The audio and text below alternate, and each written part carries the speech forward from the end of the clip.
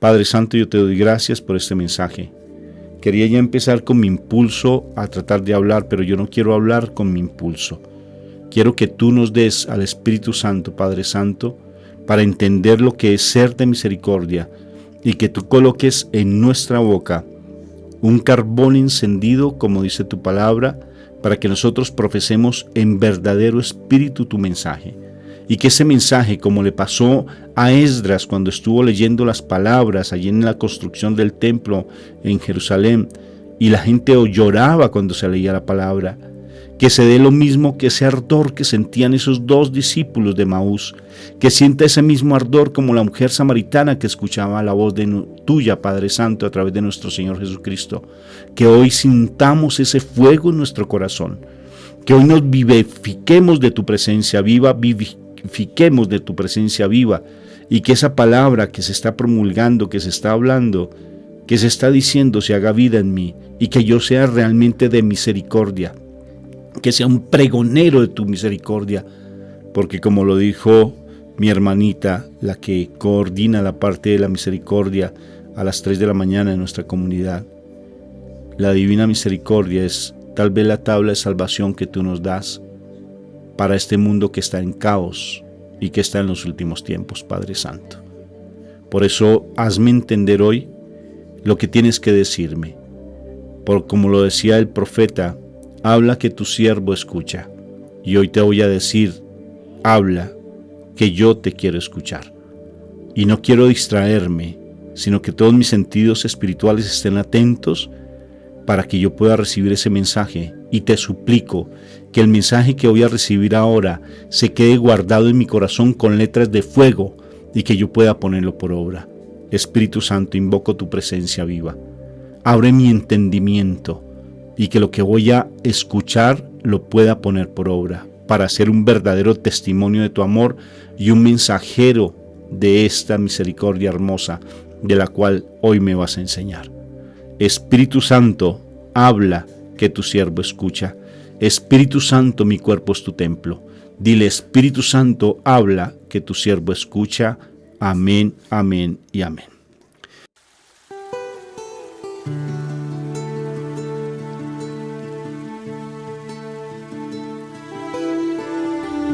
Meditación al Evangelio con los psicólogos y misioneros Rafael Aníbal Cortés y Mónica Dairén Ospina.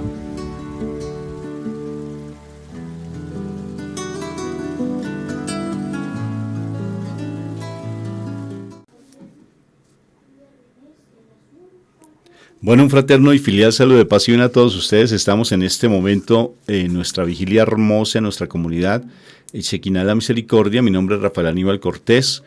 Estas vigilias las hacemos el primer sábado de cada mes y los invitamos a todos los que nos ven y nos escuchan, si desean algún día acompañarnos en nuestra comunidad, que tienen unas actividades muy hermosas. Somos de mucha oración, una oración muy meditada. Estamos incluso desde las 3 de la madrugada prácticamente todos los días, a excepción del domingo, pero sí estamos haciendo coronillas, rosarios, hacemos oración por los enfermos, bueno, muchas cosas lindas, prácticamente hasta las 11, 12 de la noche. Entonces, si ustedes desean acompañarnos, me lo hacen saber. Allí en YouTube pues dejamos los enlaces nuestros de teléfono, nuestra página web, si desean contactarte con nosotros. Y de igual manera, si desean en su momento una orientación por parte nuestra, también estamos a su entera disposición. Conjuntamente con mi esposa somos psicólogos del Señor, consagrados en un ministerio hermoso con los religiosos terciarios capuchinos, somos franciscanos y pues tenemos un ministerio maravilloso que se llama Shekinah la Misericordia, una comunidad linda y que pues todo su desenvolvimiento es más a nivel virtual. Ya llevamos unos 14, 15 años reuniéndonos y como misioneros con mi esposa 9 años, consagrados plenamente al Señor, viviendo exclusivamente la misericordia. Es extraordinario, unos testimonios que tenemos bien hermosos y viajamos constantemente a donde nos invitan. Por ejemplo, en este año pues vamos a estar en Estados Unidos, vamos para Argentina, luego nos devolvemos a Estados Unidos. Confiando en Dios, pues vamos de pronto a Puerto Rico, a República Dominicana, confiando en Dios, si ha de ser así. Pero estamos en constante viaje y vivimos aquí en Colombia, en una población hermosa que se llama Circasia, que es la parte cafetera. Para los que no conocen aquí Colombia, es un sector muy bonito. Tenemos nuestra propia nube, como alguien dijo, aquí como que llueve mucho. Sí, tenemos en Circasia, tenemos nuestra nube, pero hace parte también del ambiente hermoso de la zona, es montañoso y cafetero, entonces tiene un poquito de lluvia, pero es muy hermoso para aquí tomar café de muchas formas, muy rico, comer chorizo, porque aquí el chorizo se prepara muy rico, los frijoles, mejor dicho, muchas cosas ricas. Entonces, hoy venimos con una charla extraordinaria, una charla que es importante uno darse cuenta quién es, de dónde viene y para dónde va. Siempre en nuestra comunidad lo hablamos porque en nuestra comunidad hay dos principios que es importante que lo tengamos presente, inclusive para mis hermanos de la comunidad que están escuchándonos y viéndonos, para que se haga vida en nosotros. Tenemos dos principios fundamentales. Hay una verdad posicional, que somos los hijos muy amados de Papá Dios del cielo, somos sus hijos preferidos, lo dice Efesios 5:1, y en sabiduría 16:21 dice que nuestro Padre Dios nos ama con amor, con una ternura impresionante. O sea, por tanto, somos esos hijos amados, esa es nuestra identidad. Pero esa es una verdad posicional. Si nosotros empezamos a hacer vida, que somos esos hijos muy amados, tenemos que tener dos principios de santidad, el cual nos rige en nuestra comunidad. Dos principios de santidad.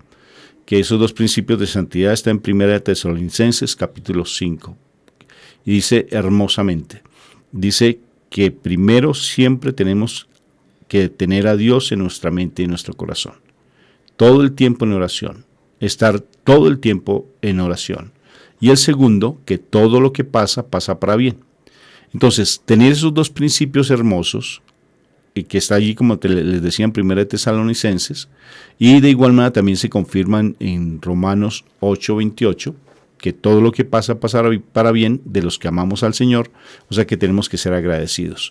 Son dos principios de santidad que me llevan a vivir mi condición de ser el hijo muy amado de Papá Dios del cielo, y eso pues lógico que me está ayudando a estar en santidad para llegar a la salvación. Lo dije muy rápido, pero es el fundamento de toda nuestra comunidad. O sea, lo que buscamos en la comunidad es la santidad. No tanto para que nos prendan veladoras, como siempre lo digo, sino para que seamos coherentes en nuestro sentir, en nuestro hablar y en nuestro pensar. ¿Sí? Que seamos realmente coherentes y que busquemos esa santidad que me va a llevar a esa salvación que tanto debemos estar buscando. Entonces, son fundamentos espirituales para que cada vez más nosotros nos fortalezcamos. Por eso tratamos siempre de hacer las oraciones nuestras muy meditadas. No queremos hacerlas cotorreaditas, sino meditadas, sabiendo lo que decimos, lo que hablamos. Recuerden bien lo que se le dijo a la samaritana cuando mi Jesús está allí en Samaria y se encuentra esta mujer. Él tiene sed, está solo. Sus discípulos se fueron tal vez a traer algunas provisiones y se encuentra con la samaritana. Mi Jesús es judío. Entonces los samaritanos, por peleas entre los mismos, ellos son del mismo pueblo, pero de diferentes tribus, entonces peleaban los samaritanos contra los judíos por problemas fuertes entre tribus y no se hablaban. Lo cierto es que esta samaritana le dice, ¿tú por qué me pides de tomar agua? ¿Por qué me pides de tomar agua si tú eres judío y yo soy samaritana? Y mi Jesús le dice, si tú me das de beber esa agua, no volverás a tener sed. ¡Ay, qué impresionante! Impresionante. Y entonces ella queda admirada. Las palabras de mi Señor retumban en el corazón. Recordemos los dos discípulos que van por Emaús, ¿no? Los dos discípulos de Emaús dicen es que nos retumbaba en el corazón, nos movía el corazón, las entrañas, escucharlo a él predicar la palabra, compartirnos de los profetas. Nos explicaba muy bien las escrituras y hablarnos de nuestro Señor. No lo reconocieron. Entonces, igual la samaritana, yo me imagino que el Señor le dice, si tú me das de tomar de esa agua, yo te doy de la mía, de la cual nunca volverás a tener sed. Imagínate que alguien llegue a tu vida y te diga eso, pues lo vas a decir actualmente, eso es un loco. ¿Qué me está queriendo decir? Pero es tanto el poder que tiene nuestro Señor en su palabra, que nos hace retumbar el corazón, mover nuestro corazón de una manera tan extraordinaria que realmente le vamos a creer a Él. Y ella le creyó. Y entonces ella, como no había desarrollado sus sentidos espirituales porque era legalista o caía dentro de esa religiosidad legalista, entonces le dijo, pues, ¿cómo hago para tomar de esa agua? ¿Cómo hago para tomar de esa agua? O sea, que le creyó en ese momento. Mira qué curioso, le creyó. Y entonces nuestro Señor Jesucristo le dice algo maravilloso y le dice, tráeme a tu marido. Le empezó a dar agua viva. Y el agua viva que mi Jesús da es la convicción de pecado. Que nosotros reconozcamos qué es lo que me está apartando de Dios, porque el pecado es lo que me aleja, lo que hace sentir mal, lo que incomoda a mi Padre Dios, porque en Él hay verdad y hay pureza. Y entonces el pecado, nuestro Señor, cuando me da de tomar esa agua, ese pecado empieza a manifestarse en mí, empieza a salir, a brotar, a salir del corazón nuestro. Eso es lo que hay que pedirle al Señor, que me dé esa agua verdadera para que yo salga del pecado que me tiene oculto y que no me deja estar viviendo esa condición del Hijo amado de Papá Dios del cielo y estar en ese nivel de santidad para alcanzar o guardar o reservar esa salvación que ya la tenemos. Entonces la mujer samaritana, siguiendo con la historia, le dice, dame de beber, y él le dice, pues tráeme a tu marido, y ella queda, abre sus ojos, sorprendida, ya le tocó su corazón. Qué hermoso, su predicación, lo que él le dice, le toca su corazón y dice, no tengo marido. Pero ella sabe en su interior, y fíjate que no está mintiendo. Y el Señor le dice, en verdad dices que no tienes marido, porque este hombre que tiene ya es como el cuarto o quinto hombre que ha estado en tu vida, y él no es tu marido. Y quedó ella tan admirada, que le dijo, Señor, vamos a orar donde nosotros oramos, allí en el templo, allí en el pozo de Jacob. Vamos, yo te llevo. Y el Señor dice algo tan extraordinario. Le dijo, llegará el día en que orarán en espíritu y en verdad. Les he contado todo este episodio de la samaritana a llegar a este punto extraordinario de orar en espíritu y en verdad. Es tan tremendo, que el Señor en otros momentos nos habla de lo que es orar en espíritu y en verdad. Igual que lo dice, permíteme, lo que dice, por ejemplo, en el rosario que nosotros hacemos, el rosario meditado, ¿no? Dice algo tan hermoso nuestro Señor Jesucristo. Dice, bienaventurados los labios y los pueblos en los que se pronuncie Dios te salve María.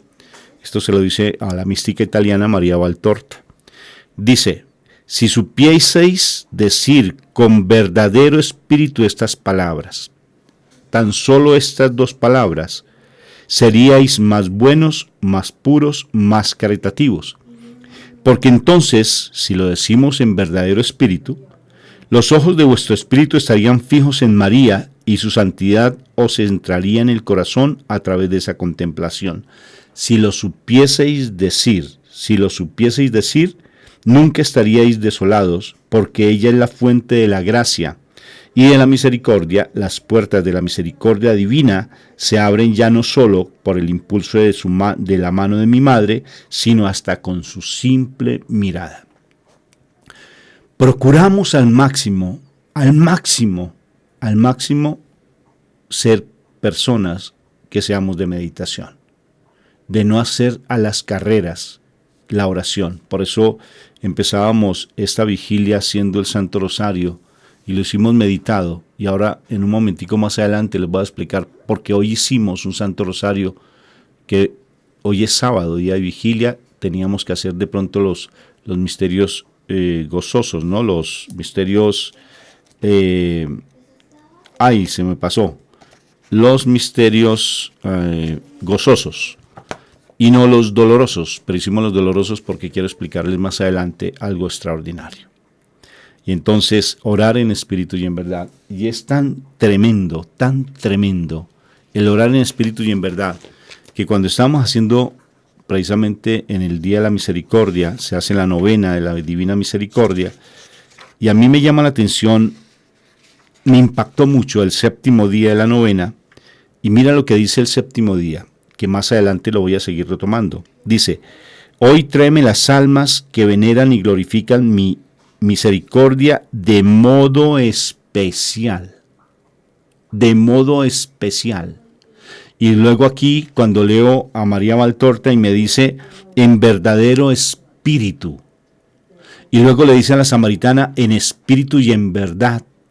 O sea que nosotros, por favor, no podemos darle el gusto al enemigo de estar haciendo las cosas a las carreras y no creerle a las promesas que el Señor nos da. Si yo soy su hijo amado, si yo estoy haciendo cada vez más el fortalecimiento de mi espíritu a través de la devoción de estas santas oraciones, no lo hagamos de manera cotorreada, de manera continua, de manera repetitiva, como nuestro Señor lo dice. No lo hagamos de esa manera, porque de lo contrario vamos a caer en errores gravísimos, y es estar simplemente en el mundo y seguir en esas angustias y en esos desesperos. Inclusive, fíjense, cuando leemos la última oración que se hace en la coronilla de la misericordia, es tan hermosa porque me dice el Señor, oh Dios eterno, en quien la misericordia es infinita y el tesoro de compasión inagotable, vuelve a nosotros tu mirada bondadosa y aumenta tu misericordia en nosotros, para que en momentos difíciles no nos desesperemos ni nos desalentemos, nos angustiemos, sino que con gran confianza nos sometamos a tu santa voluntad, que es amor y misericordia infinita. Amén. O sea, confiar, creer que realmente el Señor siempre está conmigo, que si yo hago parte del reino de los cielos como lo eres tú, no tengo por qué estarme quejando, ni tengo que estar en esas angustias y esos desesperos. Que si estoy pasando por momentos de tribulación, como dice la palabra, si quieres seguir al Señor, prepárate para la prueba. Pero Él nos coloca una prueba, no tanto porque Él sea malo o porque Él nos castigue, Él nos corrige, dice la palabra, porque nos ama, como esos hijos amados que somos, nos corrige. Igual que mi Señor Jesucristo, cuando habla en Juan capítulo 16, 15, sobre todo el 15, que nos habla de la vid verdadera, dice que corta las ramas para que dé mucho más fruto, o sea que nos poda, o sea que el momento de aflicción Él me está podando. Ese momento de dolor que tú estás viviendo no es porque Dios se olvidó de ti, que Dios, lo que estás pasando, por ejemplo, con tus hijos, siento en mi corazón en especial a alguien que está sufriendo con su hijo, o con tu esposo, por ejemplo, a nivel de salud. ¿Tú crees que el Señor se olvidó de ti? ¿O que Él te está poniendo a prueba? ¿O que tal vez no? Él te está podando para que tú des mucho más fruto. Mucho más fruto. ¿Y cómo vamos a dar fruto? Lo que Él considere. Mira lo que pasó con Abraham. Abraham, ¿cuántos años tenías cuando le dijo él? ¿Cuántos años tenía? Cuando le dijo, mira las estrellas del cielo.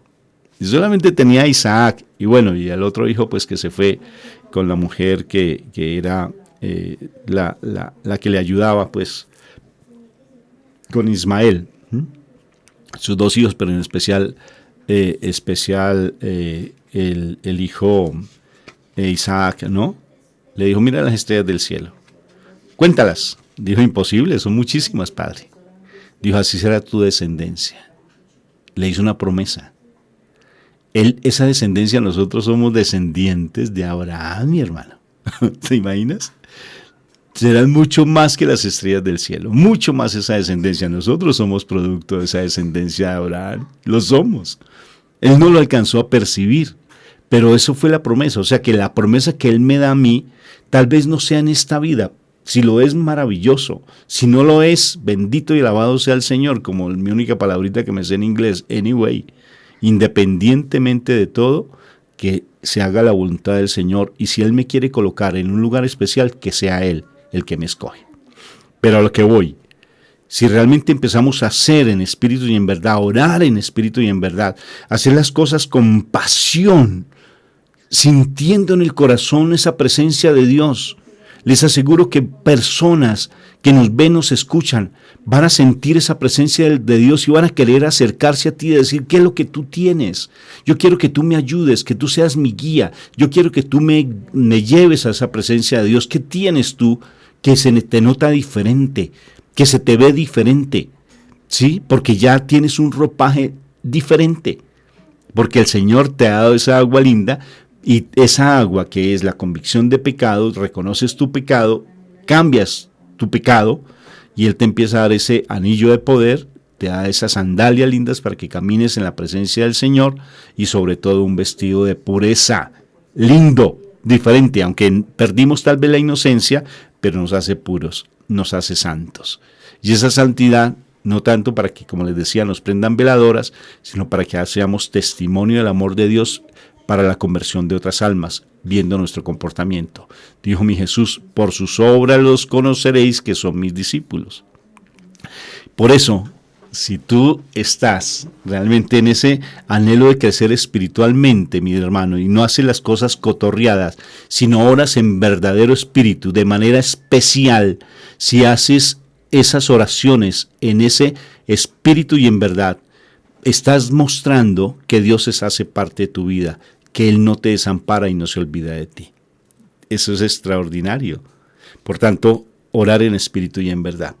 Y ahora quiero, como otro tema específico, como complementando lo que les estoy diciendo, que comprendamos algo que es extraordinario. En algunos momentos yo ya lo había explicado, pero necesito que cada vez lo afiancemos en nosotros y que realmente comprendamos por qué nosotros somos de misericordia. Una hermanita hablaba de nosotros al principio, antes de esta grabación, y nos presentaba que hacemos parte de los terciarios capuchinos, que tomamos como principio lo que es la divina misericordia. Nosotros somos de misericordia, por eso nuestra comunidad se llama Shekinah de la misericordia, porque Shekinah significa presencia de Dios y somos de misericordia. Pero tenemos que entender por qué es de misericordia. No simplemente, como les decía, no podemos repetir por repetir. Tal vez me demore un poquito, pero es importante que estemos atentos y que tú vayas tomando nota, porque sé que solamente tal vez estás escuchando, pero no estás tomando nota, y es importante que lo hagas. Quiero remontarme, esto se los había explicado en su momento mi comunidad hermosa, pero quiero remontarme un poquito a la época de los israelitas y todo lo que pasó con la construcción del templo, cómo destruyeron el templo, cómo se destruyó el segundo templo, bueno, todo eso que pasó con los judíos. Y esto es súper importante para entender por qué somos de misericordia y por qué tenemos que hacer esa oración de misericordia y sobre todo la coronilla con tanta devoción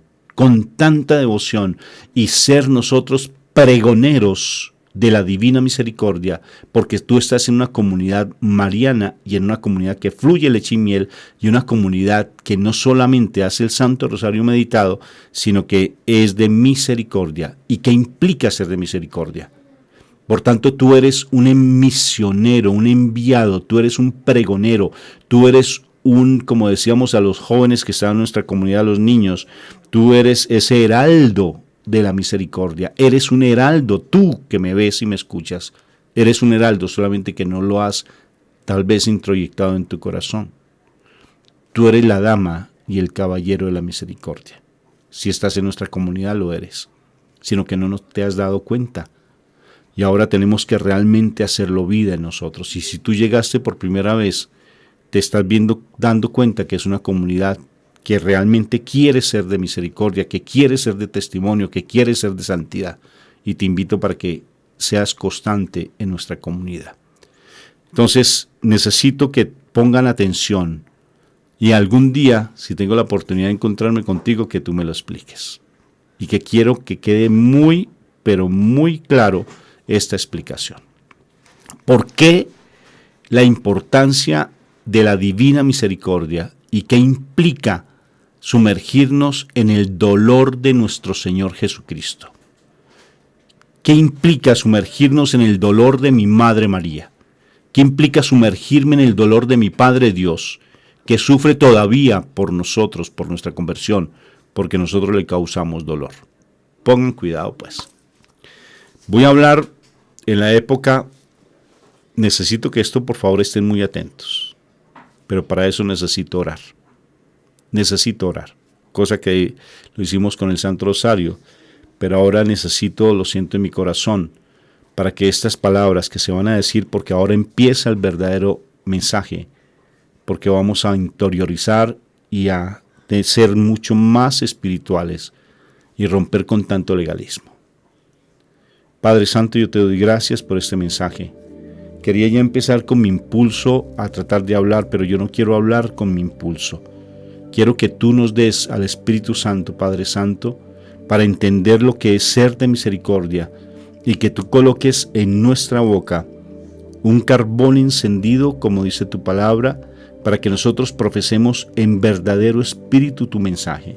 Y que ese mensaje, como le pasó a Esdras cuando estuvo leyendo las palabras allí en la construcción del templo en Jerusalén, y la gente lloraba cuando se leía la palabra, que se dé lo mismo que ese ardor que sentían esos 2 discípulos de Emaús, que sienta ese mismo ardor como la mujer samaritana que escuchaba la voz tuya, Padre Santo, a través de nuestro Señor Jesucristo.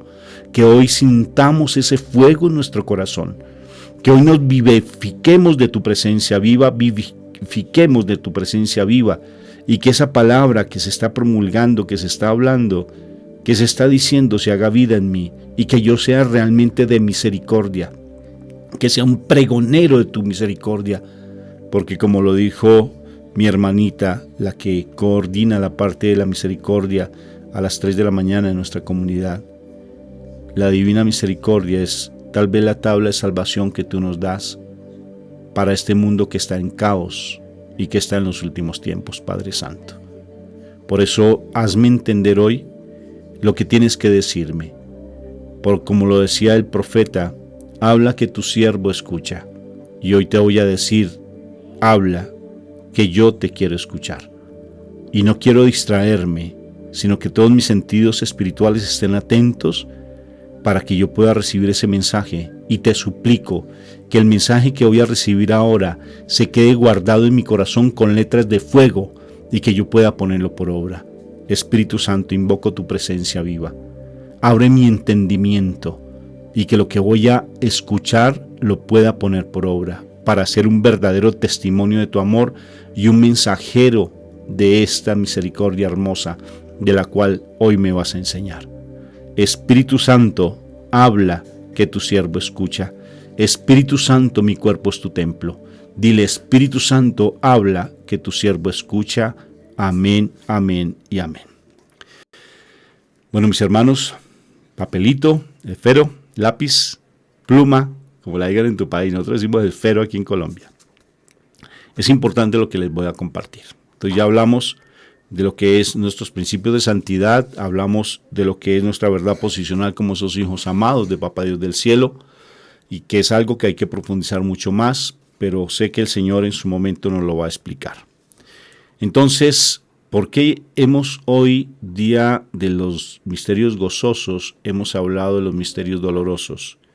Porque tenemos que adentrarnos en algo impresionante, que es la meditación constante del sufrimiento de mi Señor Jesucristo, del dolor que Él experimentó, que no pase en vano ese sacrificio. Para eso tengo que hablarles de lo que es el pueblo de Israel, porque el pueblo de Israel tiene mucha relación con nosotros. Cuando decimos ser católicos, a veces nos quedamos simplemente con el concepto de católicos, pero no vemos el pasado, no vemos lo que hay atrás, y tenemos que hacerlo. En su momento yo les explicaba cuando estuvimos en una población muy linda en México, que se llama, allí donde están las murallas, por el lado de Campeche, ¿sí? En Campeche, que allá hacían algo muy lindo, y siguen haciendo eso muy lindo. Cada 8 días, en las murallas, hay jóvenes que representan cómo fue la invasión de tanto de los corsarios y todos los piratas, de los españoles, cómo vivían los indígenas, y explican de una manera muy didáctica lo que pasó con su pueblo.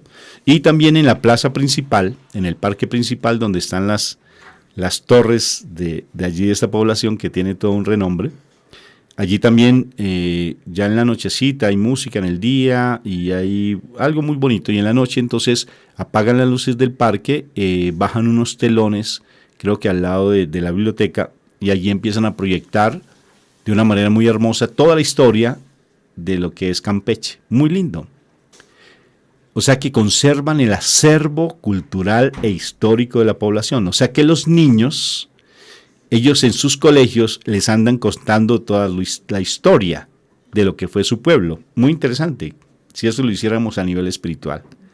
Si eso lo hiciéramos, tendríamos como hacen los judíos, que ellos se saben incluso quiénes son sus descendientes, quiénes son los que vienen atrás.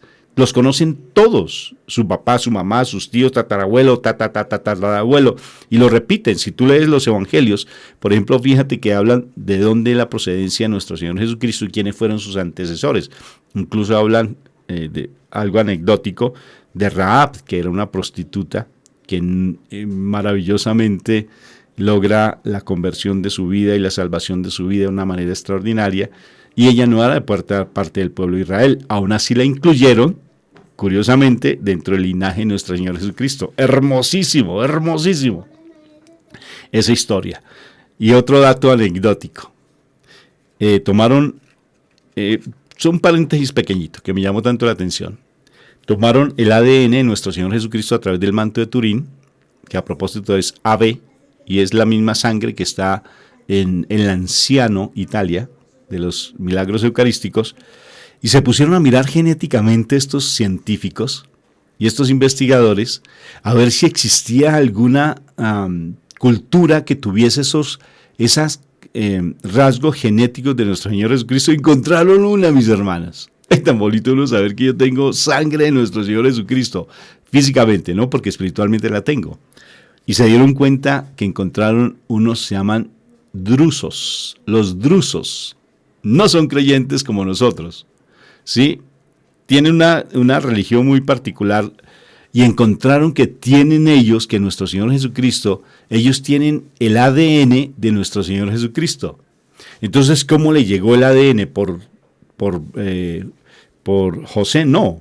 Por la Virgen María sí, pero entonces tal vez hablamos de Ana y Joaquín, que tal vez a través de ellos y sus ancestros tuvieron tal vez relación con los drusos. Los drusos, búsquenlo, que eso es súper interesante. Un pequeño paréntesis.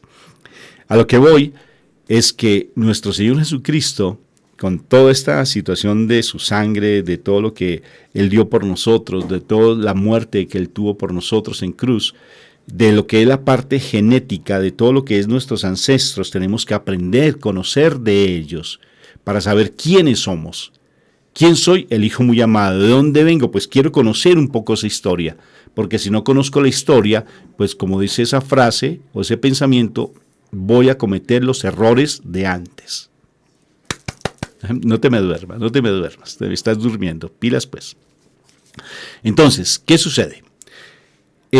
Voy a hablarles entonces de todo lo que fue anteriormente, lo que sucedió con la construcción del templo y qué tiene eso que ver con mi vida particular, con mi vida actual, qué tiene que ver con la misericordia y qué tiene que ver con que yo sea un mensajero, que yo sea ese estandarte, ese baluarte para llevar la buena noticia, que sea ese pregonero, que sea ese, ¿cómo se le dice? El que lleva el estandarte, que yo sea realmente ese heraldo de nuestro Señor Jesucristo a nivel de la misericordia. ¿Por qué?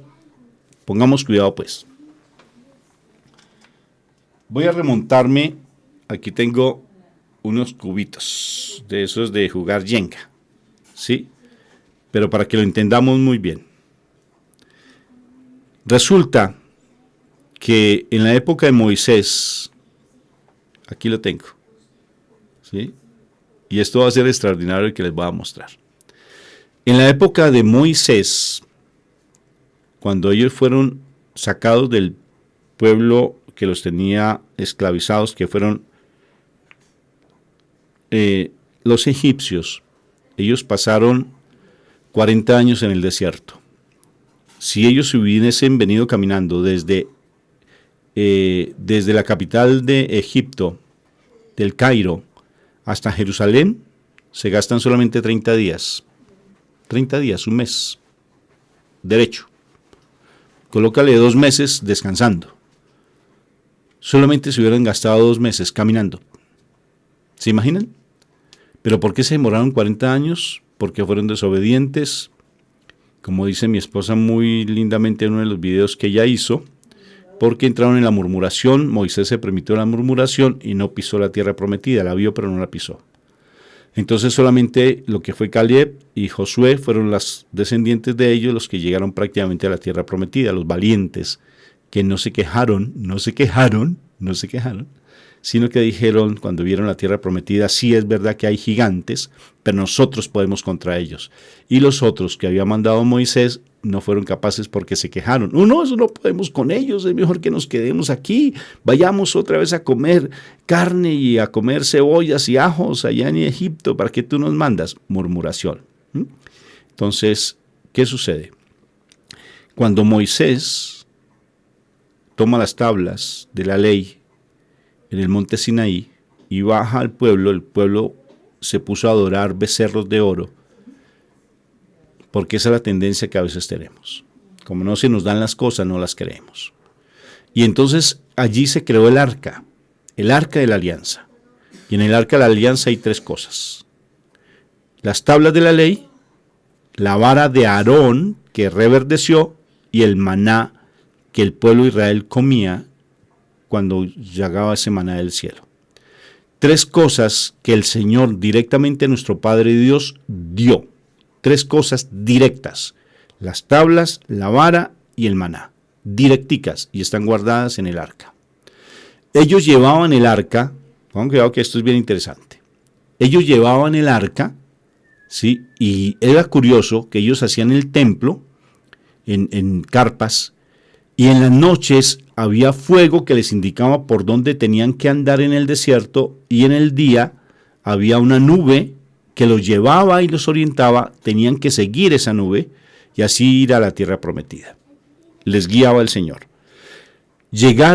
Cuando llegaron a la tierra prometida, encontraron el sitio que el Señor les dijo dónde tenían que poner el arca. En el lugar más santo, perfecto y puro del mundo. El monte Moriah, mis hermanos. El monte Moriah. Este es el monte Moriah, la representación. No miren los números, ¿no? Sino que esto es para simbolizarlo. El monte Moriah.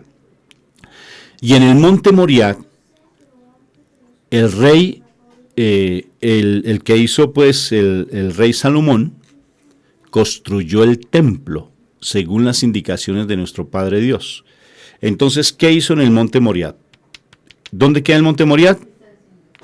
¿Existe el monte Moriah? Claro que existe. Es donde está la cúpula de la roca, donde actualmente tú ves en Jerusalén una cúpula brillante de oro, ves el muro y ves esa cúpula brillante, y ahí debajo de esa cúpula brillante es el monte Moriah, lo más sagrado que hay físicamente en el mundo, el monte Moriah. Entonces, ¿qué hizo el rey Salomón? Ese monte Moriah, él quería construir sobre el monte Moriah el templo para colocar el arca de la alianza y ser el momento más sublime, el Santo Santorum, el Santo de los Santos, y en el monte Moriah hizo el templo, y en el templo lo colocó en un lugar privilegiado, ¿sí? Colocó con una manto, con una tela muy gruesa, pero muy gruesa, dentro entonces colocó en la montañita, allí colocó el arca de la alianza. Esa arca de la alianza, nadie podía entrar allí, a ese lugar santísimo, sino solamente el sumo sacerdote una vez al año en una fiesta especial, que es el nombre en hebreo no lo puedo pronunciar, pero es una fiesta especial donde es la redención de los pecados del pueblo, y entonces el sumo sacerdote llevaba el pecado del pueblo y se lo entregaba a nuestro Padre Dios para que Él lo perdonara. Pero era tan delicado entrar que ese sacerdote, si no entraba en pureza, moría. Y él tenía que llevar una campanita. Si no escuchaban la campanita, él tenía un lazo en el pie, y si no escuchaban la campanita, porque él tenía que tocar la campana, lo tenían que sacar para que no muriera. Era muy sagrado. Incluso los que llevaban el arca, alguien tocó el arca y murió. Entonces es algo sagrado. Pero esa arca estaba colocada en el monte Moriah. ¿Y el monte Moriah? ¿Por qué el monte Moriah? Porque el monte Moriah fue donde Abraham iba a sacrificar a Isaac. Y entonces lo llevó allí y construyó lo que el Señor le pidió que hiciera, ese monumento que para sacrificar a su hijo. Y allí entonces dice, no va a ser así, sino que por favor tú mostraste que tienes fe y realmente el que va a ser sacrificado va a ser mi hijo. Qué hermoso, ¿no? Y ese monte Moriah, incluso se piensa que de allí fue donde nuestro Señor Jesucristo, que fue el que nos creó a nosotros, nos creó obedeciendo al Padre, tomó la tierra y con el soplo del Espíritu Santo, que se llama Neshama, creó a Adán. O sea, es un lugar santo, lo más santo de los santos. Les dejo esa historia en otro momento. Entonces, ¿qué sucede? Sigamos aquí. Entonces llegó el rey Salomón, dijo, vamos a construir el templo. Hizo una cosa extraordinaria. Extraordinaria, con paredes de oro majestuosas, mejor dicho, todo lo que lleva el templo, que les invito a que estudien un poco más de cómo fue esa construcción del templo, y entonces observen, por eso es que me encanta este yenga, de dónde sacó toda la piedra para construir esa majestuosidad del primer templo. Empezó él, observen, a sacar de la base del monte Moriah la piedra, ¿sí se dan cuenta? Para construir el templo, porque la piedra era la precisa, y empezó él a sacar toda esa tierra, ¿sí? Y empezó a construir y quedaron una cantidad de laberintos debajo del monte Moriah. El monte Moriah es grande. Entonces, ¿qué sucede? Dejémoslo de esa manera. No me va a caer pues el monte Moriah, no me va a caer que todavía usted no se va a derrumbar. ¿Qué sucede? Llegó, se construyó el primer templo, todo maravilloso, todo lo que conocemos de la historia de Moisés, que se metió con la reina de Saba, mejor dicho, todo. Pero pasaron los años, muchos años, y curiosamente ellos tuvieron invasión. Y como el pueblo se volvió rebelde, allí los profetas, lo que es sobre todo Ezequiel, él empieza a hablar de todo lo que sucedió con la invasión, porque llegó un pueblo que los invadió y destruyó el templo. Y en ese tiempo estaba un rey que se llamaba Sedequías. Sedequías era un hombre creyente y no creyente. Lo cierto es que vino el pueblo babilonio con Nabucodonosor III y arrasó el templo de una manera impresionante. Lo acabó. Tanto así que dentro de esas cavernas que la llaman la lágrima Sedequías y el túnel de Sedequías, ese rey fue tan torturado que le quitaron los ojos y él lloró incluso hasta por sus hijos. Incluso es bien curioso, pero dentro de ese túnel, dentro de esas cavernas que hay debajo del templo Moriah, allí aparece un riachuelo y le dicen las lágrimas del rey Sedequías. Lo cierto es que también el rey Sedequías sacaba para construir y mejorar el templo. Se acabó el templo.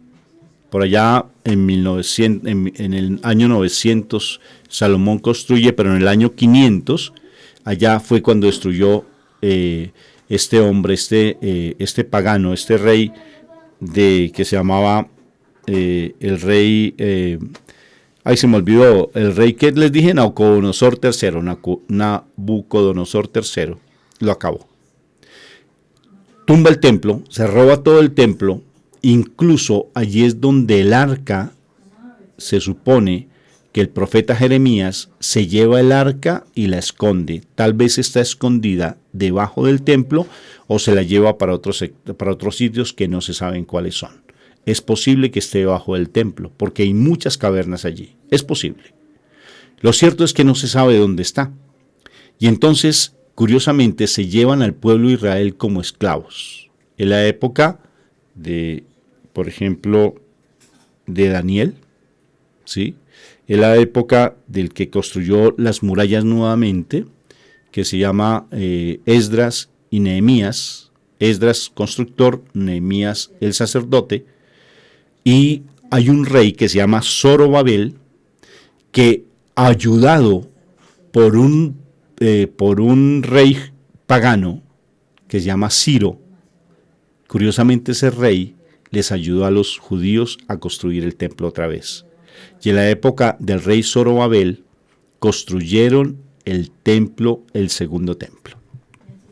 Pilas pues, no se me distraigan de esta historia, que esto es importante conocerlo porque vamos a llegar a lo que es la misericordia. Recuerda, estés atento, no te me distraigas. Entonces, ¿qué sucede? Zorobabel vuelve a construir el templo y ese templo fue el que conoció nuestro Señor Jesucristo y volvió a sacar tierra y rocas de estos sectores. Entonces él hizo más profundos los sitios y sacaba así, ¿sí? Pero aquí está el monte Moriah y toda la parte de abajo sacaban. Entonces hay muchas cavernas por la parte de abajo. Incluso hay túneles que conectan el monte Moriah directamente donde está el lugar más santo de los santos, lo conectan por debajo de la tierra. Y hay túneles que posiblemente allí fue donde el profeta Ezequiel pudo haber sacado el arca. ¿Qué sucede? Vámonos más para acá.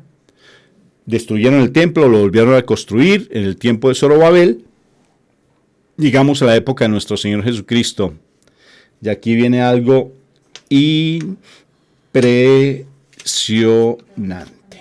impresionante. Y quiero remitirme al momento en que mi Señor Jesucristo lo llevan ante Pilato. Y escuchen lo que sucede. Cuando lo llevan a Pilato, el Señor Jesucristo incluso le dijo antes de Pilato, le dijo: ese templo en 3 días se puede tumbar y en 3 días lo reconstruiré. Estaba hablando del mismo a nivel espiritual, y eso tiene que ver algo con nosotros. Se da algo impresionante con respecto a nuestro Señor Jesucristo. Resulta que cuando llevan a Pilato, pilas con lo que tú dices. Cuidado con lo que tú dices. No te me pierdas del monte de aquí. Ya no está el arca de la alianza, pero en la época de nuestro Señor Jesucristo construye el templo. Está el templo y está el lugar santísimo, a pesar de que no está el arca, porque es el monte Moriah. Recuerda que el monte Moriah, donde iban a sacrificar a Isaac, donde tomaron tierra para la creación de Adán. Entonces, es el lugar santísimo, santísimo de lo santísimo. ¿Qué sucede? Allí solamente entraba un sumo sacerdote una vez al año. Yom Kippur se llama la fecha de Yom Kippur. En la fiesta de Yom Kippur entra el santo allí al santísimo, al santo de los santos. Cuando la época de nuestro Señor Jesucristo, recuerda que están invadidos ¿por quiénes? Por los romanos. Los romanos llegaron a Israel, invadieron todo el sitio de Israel, y allí se da algo muy curioso porque el pueblo de Israel estaba pendiente de ser liberados y querían un rey que liberaran a los judíos de los romanos. Entonces el Señor Jesucristo dice: yo vengo a este mundo a ser rey, pero no rey de este mundo, sino soy rey de otro reino. Y entonces no le creyeron y no aceptaron que él fuera el Mesías, no le aceptaron porque ellos están obsesionados porque realmente nuestro Señor Jesucristo los liberara de los romanos. Lo que a veces nosotros caemos, que porque tenemos una preocupación, una dificultad, un problema bien grande, queremos que nos libere de algo que es humanamente y estamos liberados porque no hemos desarrollado nuestros sentidos espirituales y descuidamos la presencia de Dios en nuestras vidas. ¿Vamos bien? ¿Vamos bien? Sigamos. Entonces nuestro Señor Jesucristo, el pueblo de Israel, no aceptó a nuestro Señor Jesucristo. Nuestro Señor Jesucristo en parábolas incluso lo dijo: el hombre que tiene el viñedo, dueño del viñedo, se va, manda a sus hijos para que le administren, y los hombres a los cuales les había arrendado, porque nosotros somos administradores de los bienes del Señor, princesa y príncipe, papito Dios del cielo. O sea que todo lo que tú tienes, el dueño es nuestro Padre Dios y tú eres el administrador. Por eso dale lo que le corresponde en el diezmo. Dale lo que le corresponde y te darás cuenta cómo tu vida cambia. Paréntesis 3. Creo que voy a ir el 3, ¿no es cierto?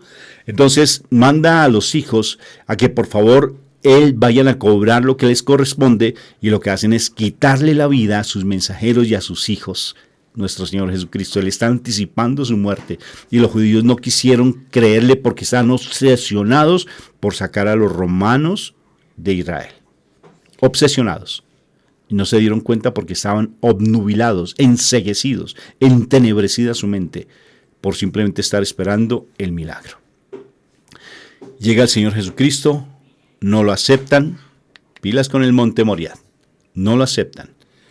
Y miren lo que dicen ellos, qué maldición. Cuando llega este hombre y le quiere quitar la vida, el Señor no la quiere quitar. Y le dice, yo no veo culpa en él, no veo culpa en él. Entonces, fíjense lo que dicen ellos. Luego dice, replica el sumo sacerdote, no tenemos más rey que el César. El sumo sacerdote, mi hermanito y mi hermanita. No tenemos más rey que el César. Quitaron a nuestro Señor Jesucristo no solamente la vida de nuestro Señor, y aceptaron como rey al rey de este mundo, al príncipe de este mundo, que es Satanás. Lo aceptaron como rey de ellos. Quitaron la investidura de mi Padre Dios como rey, como Señor, como todo, y el sumo sacerdote como autoridad espiritual aceptó al rey pagano que los tenía invadidos. Aceptaron la invasión del pueblo romano. Impresionante. Cuidado con lo que tú hablas. Cuidado con lo que tú dices. Y luego entonces se acerca y le dice Pilato, yo no tengo ni le veo culpa en él. Y luego dice, nosotros y nuestros hijos nos hacemos responsables de su muerte. Caiga su sangre sobre nosotros y sobre nuestros hijos. ¿Será que los judíos se dan cuenta de esto? Ellos mismos se maldijeron. Que la sangre de este hombre caiga sobre nosotros y nuestros hijos. Una maldición tremenda que para los oídos de nuestro Padre Dios, Él sí, como Él es Dios de pactos, Él sí tiene muy en cuenta lo que nosotros decimos. Cuidado con lo que decimos, hasta por una tilde nosotros vamos a ser juzgados. Por eso nunca más te vuelvas a ser un criticón, estar de murmuración y estando quejándote. Quita la queja de tu vida. Entonces el mismo pueblo a través del sumo sacerdote se condenó. Y el templo, que era lo más sagrado, en el año 60, porque entonces dijeron, suelten a Barrabás, no queremos a Jesús. ¿Quién era Barrabás? Él hacía parte de los celotes. Posiblemente era un sicario de los celotes. ¿Y sabes por qué motivo el pueblo de Israel fueron desterrados de Israel y tumbaron el segundo templo de Israel? ¿Por qué lo tumbaron? Por los celotes. Por la rebeldía de los celotes. ¿Se imaginan ustedes?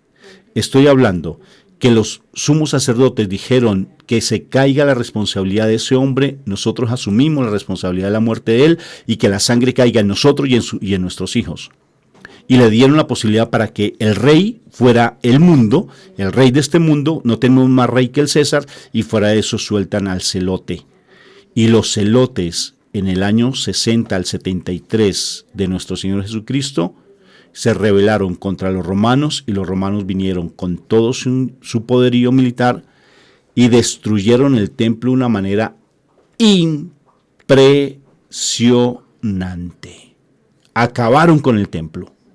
Dejaron descubierto el monte Moriah, y eso se volvió un sitio de mucho pecado, y estaba descubierto completamente. Los romanos acabaron con todo, fueron dispersados los romanos, se llama los judíos, la diáspora, por todo el mundo, hasta la época actual. ¿Se imaginan ustedes esa maldición tan tremenda? ¿Qué afectación tuvo? Y entonces se da algo extraordinario, mis hermanos, extraordinario. Llega entonces, más o menos, por allá, ya en la época de nuestro Señor Jesucristo, después llegan los musulmanes y se apropian del Santo Santorum, del lugar más santo, que es el monte Moriah, y colocan la roca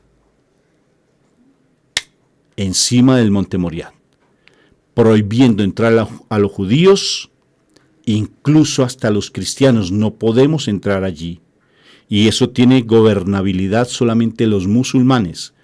Y por debajo, aquí en estas cavernas, se están reuniendo hace muchísimos años los masones, aquí en esas cavernas. Y estaba incluso prohibido hace muchos años atrás, inclusive estoy hablando de 1900, estaba cerrado exclusivamente a los turistas, y los masones, ellos tomaban y toman todavía parte del Monte Moriah, piedra, y con esa roca, con esa piedra, porque ellos tienen como su mayor exponente de la masonería al rey Salomón, y esa roca la utilizan para construir sus templos. Inclusive los templarios tomaban parte de la roca del Monte Moriah para construir sus iglesias, los templarios. Y entonces los musulmanes están aquí y por debajo la masonería, o sea, puro satanismo. El satanismo más alto están debajo del templo. Impresionante, mis hermanos. Y no estoy inventando, averigua. Te reto que averigües. ¿Y qué sucede entonces? Interesante, ¿verdad? ¿Qué sucede? Que el pueblo de Israel está siendo oprimido y seguirá en guerras y guerras y guerras, como tú estás dando cuenta actualmente. Guerras porque está la opresión de los musulmanes y el pueblo y todo el satanismo puro a través de los masones debajo del Monte Moriah, lo más sagrado. Destruyen el templo, nuestro Señor Jesucristo se dispersa.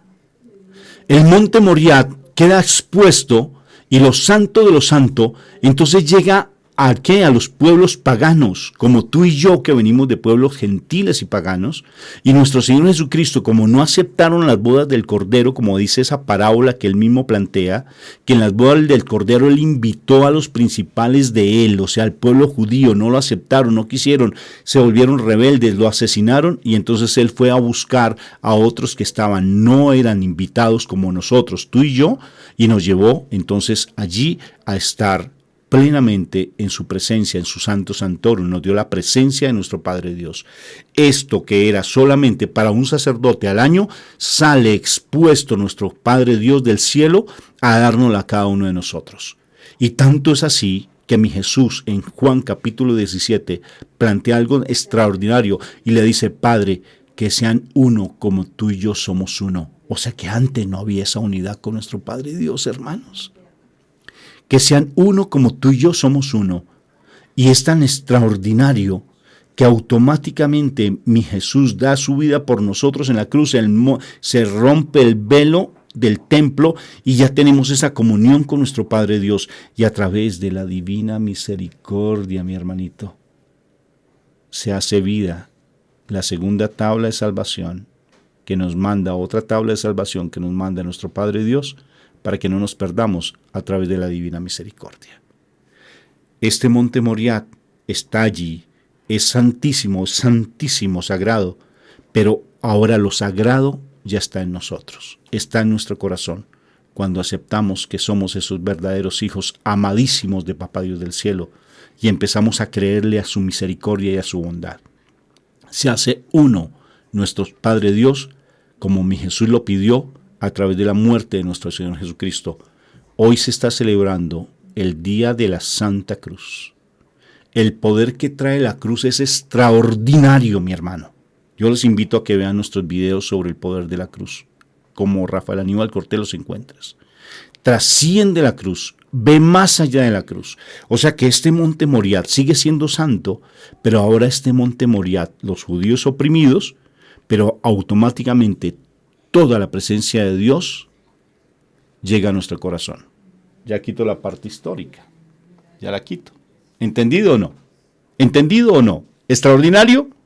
Eso a mí me tiene sorprendido. Y ahora voy con algo extraordinario.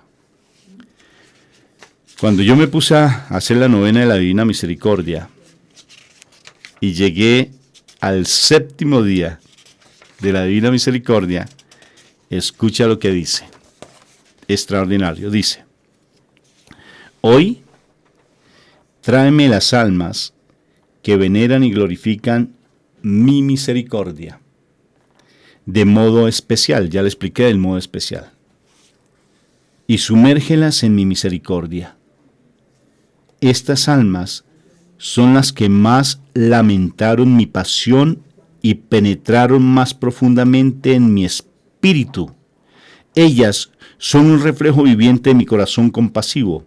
Estas almas resplandecerán con una luz especial el día futuro. Ninguna de ellas irá al fuego del infierno. Defenderé de modo especial a cada una en la hora de la muerte. Espectacular esta promesa cuando la leí. Dije, Dios mío, quiero ser ese pregonero de tu amor. Quiero vivenciar tu divina misericordia de una manera extraordinaria.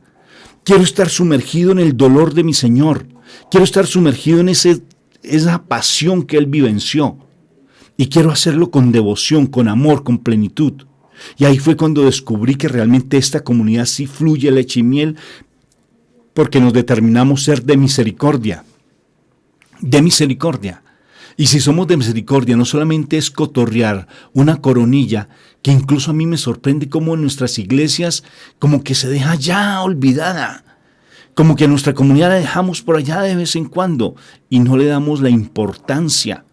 Yo veía en esos rosarios, en esas coronillas que hacemos a las 3 de la mañana, hace unos días atrás, vi algo tremendo. Yo veía que había una escalerita en la cruz y que uno cuando pasa y hace una coronilla meditada, cuando uno vivencia y experimenta la pasión de mi Señor Jesucristo, uno pasa la cruz, trasciende la cruz. Y cuando uno está allá, yo veía detrás de mí la cruz iluminada de una manera extraordinaria. Y nosotros que contemplamos ese dolor de mi Jesús, viendo en plenitud la presencia de mi Padre Dios de una manera extraordinaria, de una manera hermosísima, viéndolo allí. Yo lo experimentaba de esa manera.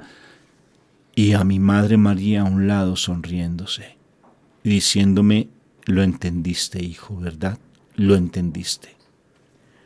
No podemos ponernos a decir qué es más o qué es menos. Si el rosario o la coronilla. Pero lo cierto es que mi Madre María me hacía ver, estás hablando directamente con nuestro Padre Dios. Tenle devoción, mutua devoción, y hazlo con mucha fuerza, porque entendiste el valor de la divina misericordia. Y me consagré, ahora sí muy conscientemente, con mi sacerdote, tomando el cirio pascual y él bendiciéndome, y tú vas a ser un pregonero de la divina misericordia. Sin dejar de lado mi Santo Rosario, mi hermanito. Pero yo soy y tú eres ese pregonero de la divina misericordia. Te leo nuevamente la promesa para que se haga vida en ti. Tráeme las almas que veneren y glorifiquen mi misericordia de modo especial, no cotorreado, y sumérgelas en mi misericordia. Estas almas son las que más lamentaron mi pasión y penetraron más profundamente en mi espíritu. Ellas son un reflejo viviente de mi corazón compasivo. Estas almas resplandecerán con una luz especial en la vida futura. Ninguna de ellas irá al fuego del infierno. Defenderé de modo especial a cada una en la hora de la muerte. Bendito sea el Señor por esa promesa. Ese Santo Santorum, mi hermanito, recuérdalo. Ese Santo Santorum ya está en tu corazón y se hizo vida lo que mi Jesús le pidió a mi Padre Dios, que sean uno como tú y yo somos uno. Por eso cuando hagamos una coronilla, hagámosla muy meditada, incluso la subimos en Amazon, para los que tienen acceso a Amazon, bien meditado. Y ahora después de este momento vamos a hacer una coronilla meditada para que contemplemos plenamente ese dolor de mi Padre, de mi Jesús, de mi Padre Dios a través de mi Jesús, de las lágrimas derramadas por mi Madre María, de tantos hombres que mi Señor dio, mi Padre Dios dio como sangre, como muerte, para que nosotros tengamos esa comunión con Él plena. ¡Qué bendición venir de pueblo pagano! ¡Qué regalo tan extraordinario nos dieron a nosotros! Un privilegio extraordinario que los judíos no quisieron tomarlo. Que en su momento ellos, Dios quiera que así sea pronto, puedan reconocer el valor de nuestro Jesús de Nazaret. y lo tenemos en nosotros, lo tenemos en nuestro corazón, lo tenemos en nuestras cotidianas actividades espirituales que tengamos. Por tanto, ahora yo quiero que realmente tus sentidos espirituales se agudicen después de toda esta explicación, que espero no haberte cansado, pero que con esta explicación tú plenamente tengas en consideración que tienes que ser cuidadoso con lo que hablas, que tienes que ser de misericordia, que tienes que ser de oración, pero no una oración cotorreada, que se te demuestre en tu interior que la presencia de Dios está en tu corazón y que todo lo que tú hagas haga que el corazón de los demás sientan ese ardor, ese anhelo por tener esa presencia viva de Dios. Que tu relación con tu familia, con tu esposo, con tu esposa, con tus cercanos, con tus hermanos de comunidad se refleje. Y si tú traes algún pecado, alguna herida, suelta eso.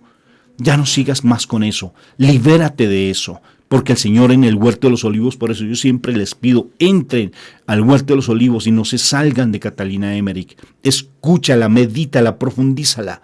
Porque ya fuiste libre, porque ya fuiste sano, porque tú ya fuiste restaurado, porque ya tu pecado, esa adicción que tú cargas, allí mi Señor la absorbió, ese sentimiento de culpa porque perdiste un bebé y que te has confesado muchísimas veces. El Señor ya te sanó porque Él experimentó ese pecado tuyo en el huerto de los olivos. Es tan importante meditarlo, profundizarlo, ahondarlo, porque allí te vas a sentir verdaderamente libre. Somos libres y no vamos a permitirle que el enemigo nos siga robando más esa bendición que Él tiene en nosotros. Espero que haya sido significativo esta meditación y que haya llenado tus expectativas si es que tenías alguna expectativa o que no te haya cansado, pero que haya sido significativa. Continuamos con esta preciosa vigilia y quiero sus comentarios, escucharlos un poco frente a lo que les he compartido.